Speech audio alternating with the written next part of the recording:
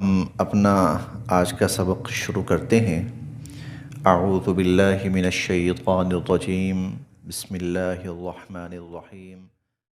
آل عمران شروع ہو رہی ہے۔ قرآن کریم کی بڑی صورتوں میں سے ایک یہ صورت بھی ہے، سورہ آل عمران، اور یہ نازل ہوئی ہے ہجرت کے بعد مدینہ منورہ کے ابتدائی سالوں میں۔ کچھ کر کے اس کا حصہ نازل ہوتا رہا ہے۔ یہ نام آل عمران اس نسبت سے ہے کہ ہم انشاءاللہ آگے پڑھیں گے، اس سورت کے اندر آل عمران کا لفظ آ رہا ہے۔ آل عمران کا لفظ آ رہا ہے اس نسبت سے اس سورت کا نام سورہ آل عمران ہے، اور آل عمران سے مراد ہیں حضرت عیسیٰ علیہ السلام کا خاندان،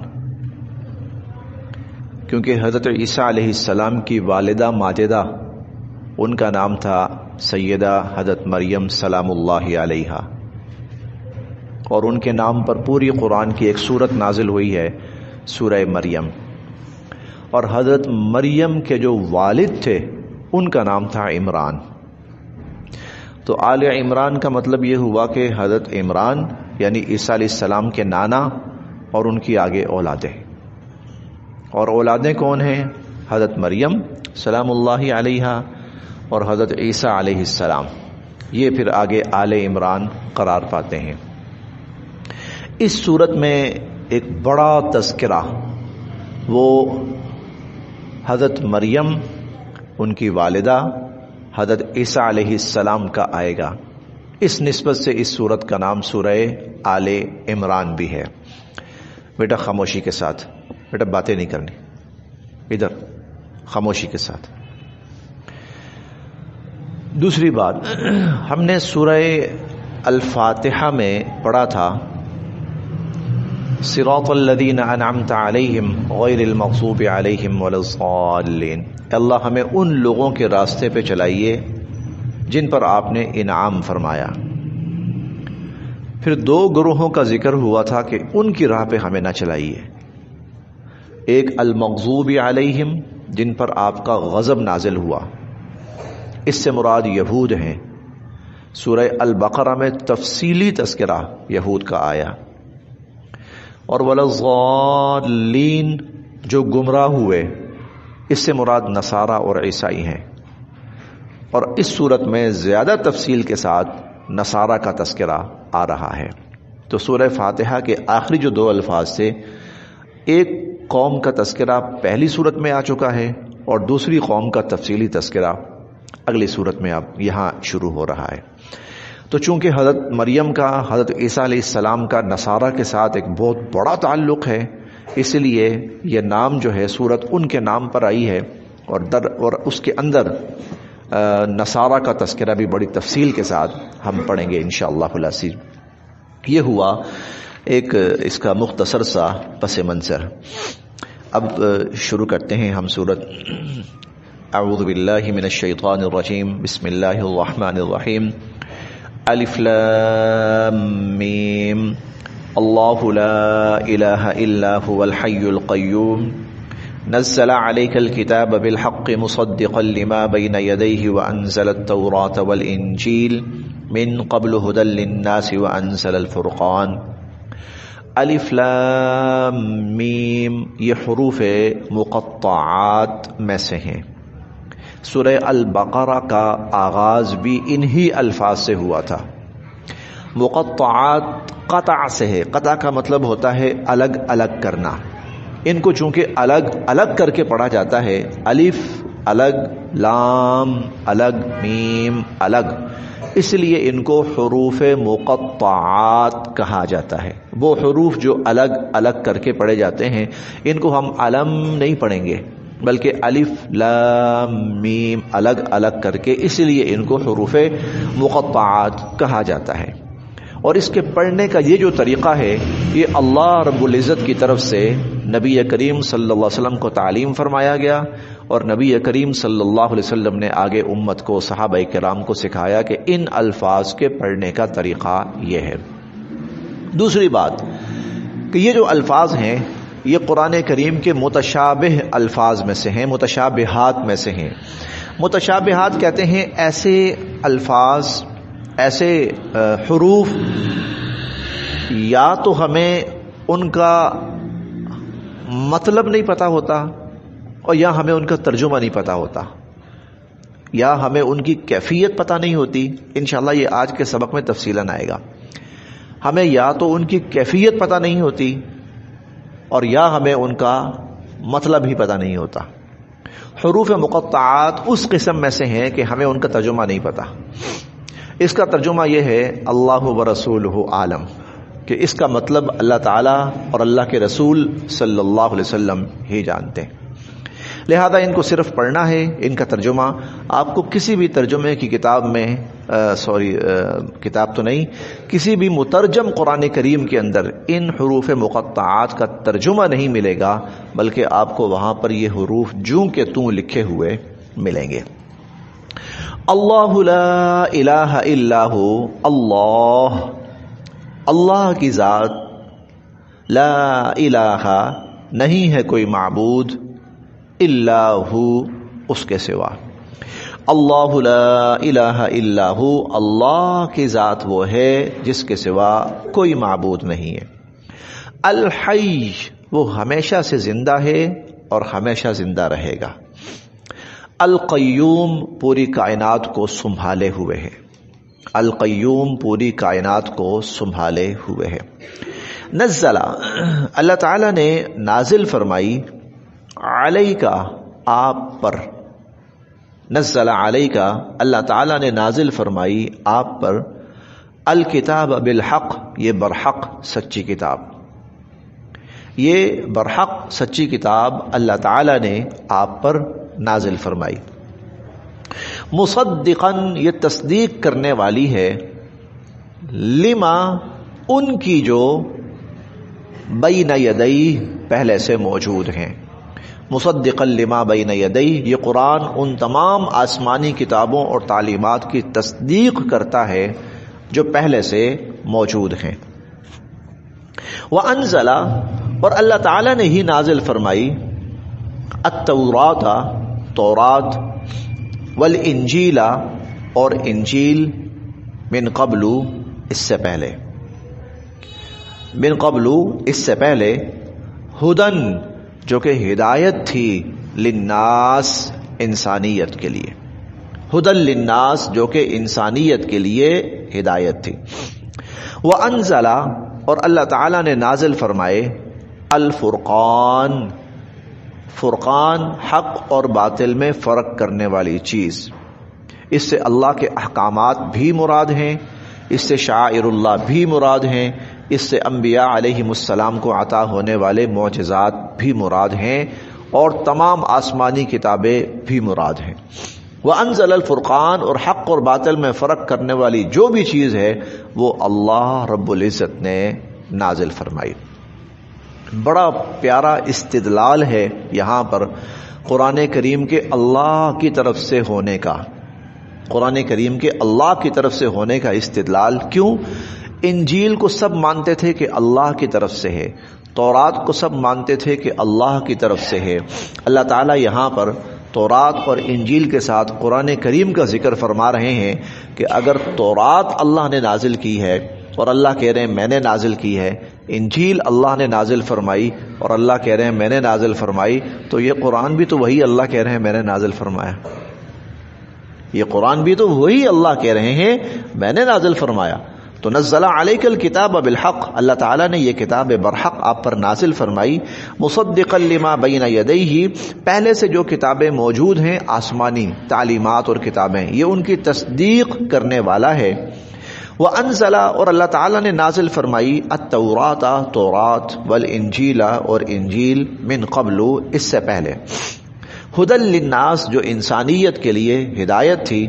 وانزل الفرقان اور اللہ تعالیٰ نے حق اور باطل میں فرق کرنے والی چیزیں نازل فرمائی. انا بے شک الذین جن لوگوں نے کفروا انکار کیا بآیات اللہ اللہ رب العزت کی آیات کا لہم ان کے لیے عذاب عذاب ہے شدید بہت سخت. ان لہم عذاب شدید ان کے لیے بہت سخت عذاب ہے. واللہ اور اللہ تعالی عزیز غالب ہیں ذو انتقام بدلہ لینے والے ہیں. واللہ عزیز ذو انتقام اور اللہ تعالی غالب ہیں اور بدلہ لینے والے ہیں. ان اللہ بے شک اللہ تعالی لا یخفا نہیں ہے مخفی پوشیدہ علیہ اس پر شیء کوئی بھی چیز. ان اللہ لا یخفا بے شک اللہ تعالی پر مخفی نہیں ہے کوئی بھی چیز فی الارض نہ تو زمین میں ولا اور نہ ہی فی السماء آسمان میں. زمین و آسمان میں کوئی چیز اللہ تعالی کی ذات سے مخفی پوشیدہ اور چھپی ہوئی نہیں ہے. ہم پڑھ بھی آئے ہیں اور آگے بھی انشاءاللہ پڑھیں گے، اور یہ بات ایمان یقین اور عقیدے کی ہے کہ لا یعزب عنہ مثقال ذرۃ فی الارض ولا فی السماء.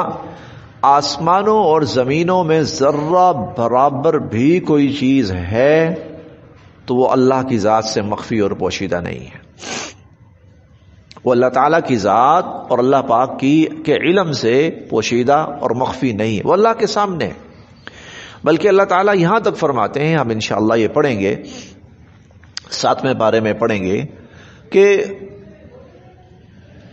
کوئی وعنده مفاتح الغیب لا يعلمها الا هو ويعلم ما في البر والبحر وما تسقط من ورقة الا يعلمها. یہ بڑی عجیب بات ہے. تھوڑا سا گہرائی میں جا کے اس کو سمجھنے کی کوشش کی جائے تو یہ جملہ بہت گہرا ہے. ما تسقط من ورقة الا يعلمها، کسی درخت کی کسی شاخ کسی ٹہنی سے ایک پتا بھی گرتا ہے تو اللہ اس کو جانتے ہیں. اب ذرا کاؤنٹ کیجئے پہلے کہ دنیا کے اندر درخت کتنے ہیں. کاؤنٹ لیس، نہیں گنے جا سکتے. محتاط اندازہ بھی لگائیں گے نا، محتاط اندازہ، تو محتاط اندازے کے اندر بھی لاکھوں درختوں کا فرق ہوگا. ایک اندازہ ہو سکتا ہے، ایک آئیڈیا ہو سکتا ہے 50 کروڑ 50 ارب 50 کھرب درخت، ہمیں تو نہیں پتا. اچھا پھر درختوں کی شاخیں کتنی ہیں پتہ نہیں. درختوں کا نہیں پتا تو شاخوں کا کہاں سے پتا ہوگا. شاخوں کی ٹہنیاں کتنی ہیں وہ تو اور بھی مشکل ہے. اور پھر ہر درخت کی شاخ کی ٹہنی کے پتے کتنے ہیں یہ تو ممکن ہی نہیں ہے. لیکن اللہ کی ذات وہ ہے کہ پوری کائنات میں جہاں کسی ایک درخت سے ایک پتا بھی گرتا ہے تو اللہ تعالیٰ فرماتے ہیں مجھے اس کا پتہ ہوتا ہے. اس وقت میں اس درخت کا یہ پتا گر رہا ہے. وما تسقط من ورقة الا يعلمها ولا حبة في ظلمات الارض. زمین میں چاہے زمین کی گہرائی میں کوئی ایک دانہ بھی ہے، کسی بھی قسم کا دانہ، تو اللہ تعالیٰ فرماتے ہیں مجھے اس کا بھی پتہ ہے. ولا رطب ولا یابس، خشکی اور تری کی کوئی چیز الا فی کتاب مبین، اللہ کے علم میں موجود اور محفوظ ہے. پھر ہم پڑھیں گے انشاءاللہ 30ویں پارے میں سورۃ الزلزال کے اندر ومن یعمل مثقال ذرۃ خیرا یرہ. دنیا میں جس نے ذرہ کے برابر بھی کوئی اچھا عمل کیا ہوگا اللہ تعالیٰ اس کو دکھائیں گے. ومن یعمل مثقال ذرۃ شرا یرہ، اور دنیا میں ذرے کے برابر جس نے برا عمل کیا ہوگا اللہ تعالیٰ اس کو دکھائیں گے. یہ ذرہ کیا چیز ہے؟ ذرہ وہ چیز ہے جسے انسانی نظر بھی نہیں دیکھ سکتی. اتنی چھوٹی چیز کہ انسانی نگاہ اس کو نہیں دیکھ سکتی. اتنی چھوٹی چیز انسانی نگاہ اس کو نہیں دیکھ سکتی. اللہ تعالیٰ فرماتے ہیں کھر بہا کھرب انسان دنیا میں آئیں گے اور ہر انسان کا چھوٹے سے چھوٹا ذرے کے برابر بھی کوئی عمل ہوگا تو میں اس کو وہ بھی دکھاؤں گا، اچھا ہے یا برا ہے. تو ان اللہ لا یخفا علیہ شیء، اللہ تعالیٰ کی ذات پر کچھ بھی مخفی نہیں ہے، نہ تو زمین میں اور نہ ہی آسمان میں. هو الذی، اور وہی ہے یصورو جو شکلیں عطا کرتا ہے، کم تمہیں، صورتیں عطا کرتا ہے، شکلیں عطا کرتا ہے تمہیں، فی الارحام ماؤں کے پیٹوں میں، کیفا جیسی، یشاء وہ چاہتا ہے، کیفا یشاء جیسی وہ چاہتا ہے۔ اللہ تعالیٰ شکل عطا فرماتے ہیں، انسان غور کرے اس پر تو اس پر بھی حیران رہ جائے۔ وہ یہ ہے کہ 5-6 بہن بھائی ہوتے ہیں، 5 6 7 8 بہن بھائی، ماں ایک، باپ ایک، ان کی جائے پیدائش ایک، سب کچھ ایک، شکلیں مختلف، رنگ مختلف، قد کاٹ مختلف، چہرہ، آنکھیں، ہونٹ، ناک، کان، گلا، پاؤں، ناخن، ہر ایک کے الگ الگ مختلف۔ میں نے ایسے بھی دیکھے، ایک بھائی جو ہے وہ 6.5 فٹ کے قریب ہے اور دوسرا 4.25 فٹ کے قریب ہے، میں نے یہ بھی دیکھے، سگے بھائی، سگے بھائی، کیف یشاء جیسے وہ چاہتا ہے، هو الذی یصورکم فی الارحام۔ اور کئی دفعہ ہم کہتے ہیں نا یار بہن بھائی لگتے نہیں آپس میں، یہ سگے بہن بھائی ہیں، یہ سگے بھائی ہیں، لیکن لوگ کہتے ہیں لگتے نہیں آپس میں، شکلیں ملتی جلتی نہیں ہیں ان کی۔ هو الذی یصورکم فی الارحام کیف یشاء، وہ جس طرح چاہتا ہے تمہیں شکلیں صورتیں عطا کرتا ہے۔ لا الہ الا ہو، اور اس کے سوا کوئی معبود نہیں ہے۔ العزیز وہ بہت غالب ہے، الحکیم اور حکمت والا ہے۔ العزیز بہت غالب ہے، الحکیم حکمت والا ہے۔ العزیز کا ترجمہ مفتی تقی عثمانی صاحب نے کیا ہے، اس کا اقتدار کامل ہے، اس کا اقتدار مکمل اور کامل ہے۔ ہوا وہی اللہ ہے، الذی جس نے، انزلہ نازل کی، علیکا آپ پر، الکتاب یہ کتاب، وہی اللہ ہے جس نے آپ پر یہ کتاب نازل فرمائی، منہ اس کی، آیات کچھ تو آیات ہیں، محکمات محکم، اس کتاب کی کچھ آیات محکم ہیں،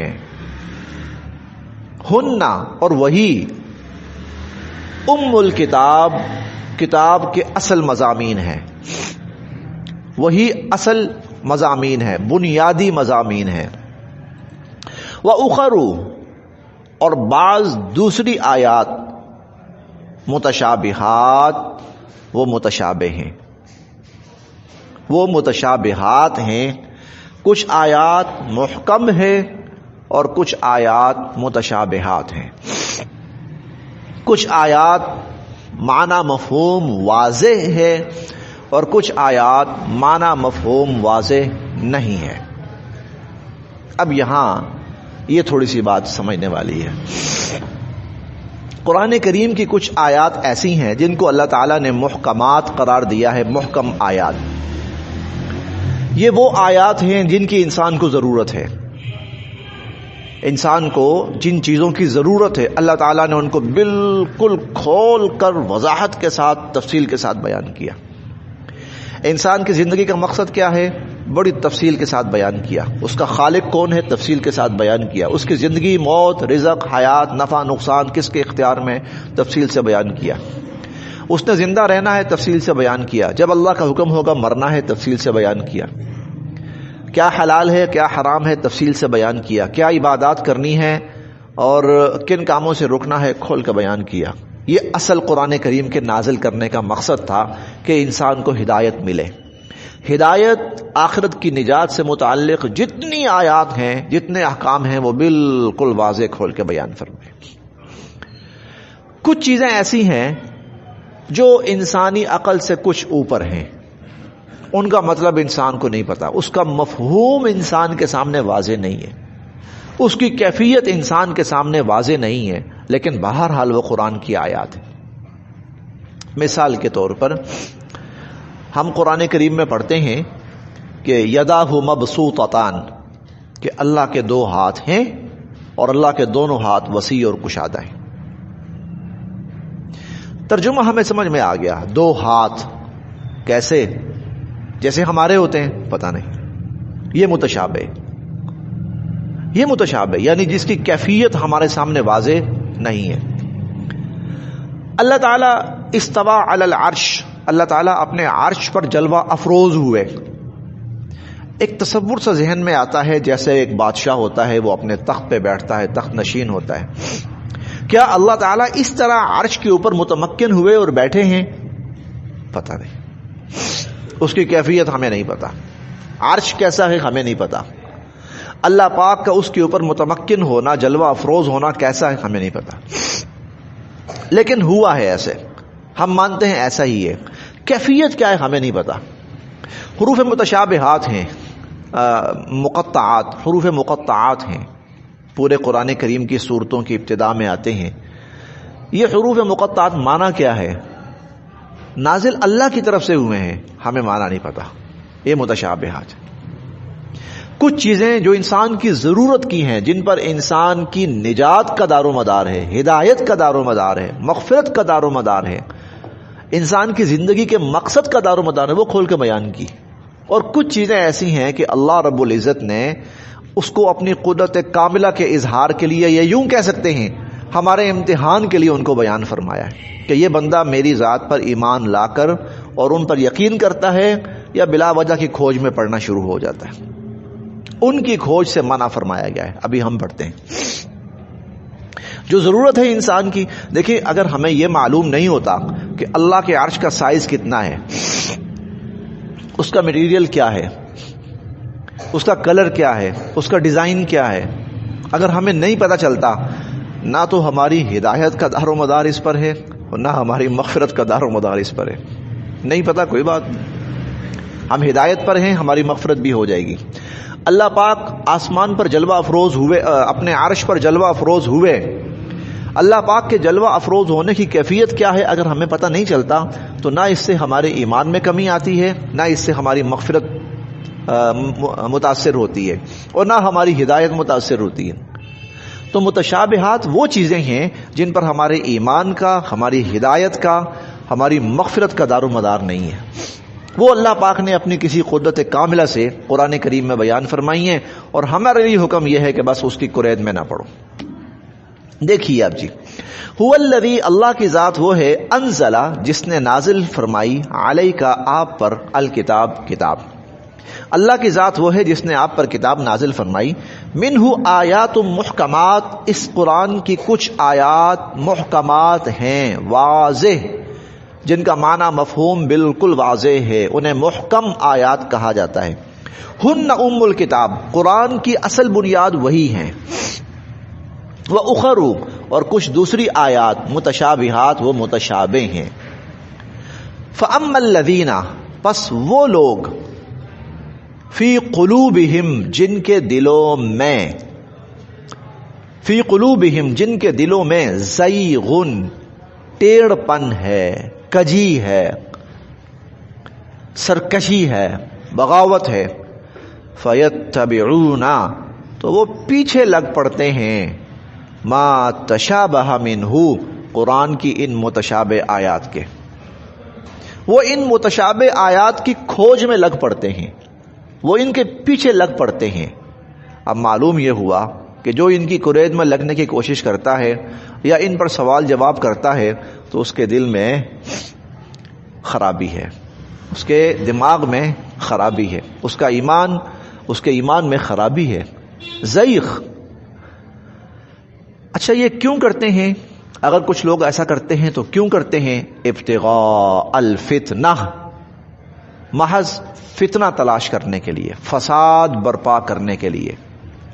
وابتغاء، اور وہ ڈھونڈتے ہیں، تأویلہ، اس کی تعویلات اور اس کے معنی مفہوم، وہ اس کے معنی اور مفہوم جاننا چاہتے ہیں.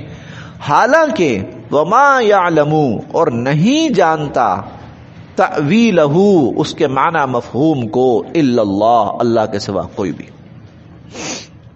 وما یعلم تأویلہ الا اللہ، اور اس کے معنی اور مفہوم کو اللہ کے سوا کوئی نہیں جانتا. اس کا مطلب یہ ہے کہ اللہ نے اس کا معنی مفہوم کسی کو بتایا ہی نہیں. اور نہیں بتایا تو نہیں پتا، اور نہیں پتا تو اب انسان اس کے پیچھے پڑے ہی نہ۔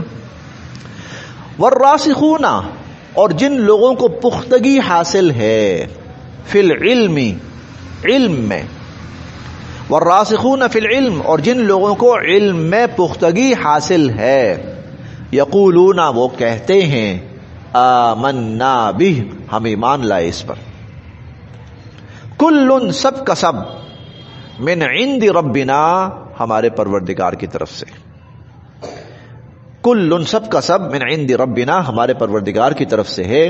جن کو اللہ نے علم میں پختگی عطا فرمائی ہے وہ اس کی کھوج میں نہیں پڑتے، بلکہ وہ اس پر اپنے ایمان کا اظہار کرتے ہیں اور یقین رکھتے ہیں کہ یہ بھی اللہ ہی کا کلام ہے۔ وما یذکروا، اور نہیں نصیحت حاصل کرتے، الا، مگر، اولو الالباب، عقل والے ہی، وما یذکر الا اولو الالباب، اور عقل والے ہی نصیحت حاصل کرتے ہیں۔ اور یہاں پر عقل کیا ہے؟ ایمان لانا اور اس کی کرید اور اس کی جستجو اور اس کی کھود سے اپنے آپ کو بچانا اور محفوظ رکھنا۔ یہ آیت خاص طور پر یہاں پر اس لیے بھی نازل ہوئی ہے کہ نصارہ نے کچھ متشابہ الفاظ کو بنیاد بنا کر حضرت عیسیٰ علیہ السلام کو اللہ کا بیٹا ثابت کرنے کی کوشش کی،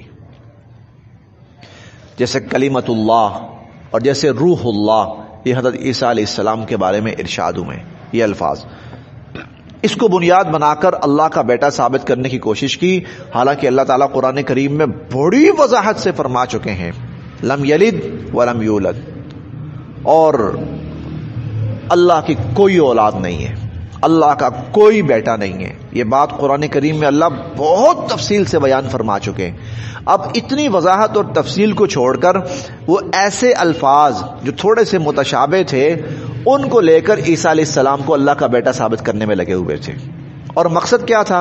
ابتغاء الفتنہ، دنیا میں فتنہ اور فساد برپا کرنا۔ اس سے بڑا فتنہ فساد کیا ہوگا کہ کسی انسان کو خدا کا بیٹا قرار دیا جائے۔ ہم نے قرآن کریم میں پڑھیں گے انشاءاللہ، تکاد السماوات یتفطرن منہ وتنشق الارض وتخر الجبال ہدا، قریب ہے کہ آسمان پھٹ جائے، زمین ٹکڑے ٹکڑے ہو جائے، پہاڑ ریزہ ریزہ ہو جائیں، ان دعوا للرحمن ولدا، یہ لوگ یہ دعویٰ کرتے پھر رہے ہیں کہ اللہ کی اولاد ہے، اللہ کا بیٹا، یعنی یہ اتنی بڑی بات ہے کہ اس پر پوری کائنات تباہ کر دی جائے۔ اور ایک حدیث قدسی ہے کہ یسبنی ابن آدم، یہ انسان جو ہے نا مجھے گالی دیتا ہے، بہت بڑا لفظ ہے، اور اس سے گالی دینا کیا ہے؟ یہ کہتا ہے کہ اللہ نے بیٹا بنا لیا۔ یعنی اتنے واضح احکام کے باوجود کے بعد ایک ایسا لفظ جس کا مفہوم واضح نہیں ہے، کھینچ تان کر اس سے اللہ کا بیٹا ثابت کرنے کی کوشش کرنا، یہ کیا ہے؟ فتنہ تلاش کرنا۔ اس لیے خاص طور پر اس جگہ چونکہ نصارہ کا ذکر شروع ہو رہا ہے، ان کو بتایا جا رہا ہے تمہارے دل کا ٹیڑھ پن ہے کہ تم ان الفاظ سے عیسیٰ علیہ السلام کو خدا کا بیٹا ثابت کرنا چاہتے ہو۔ جی پھر دیکھتے ہیں جی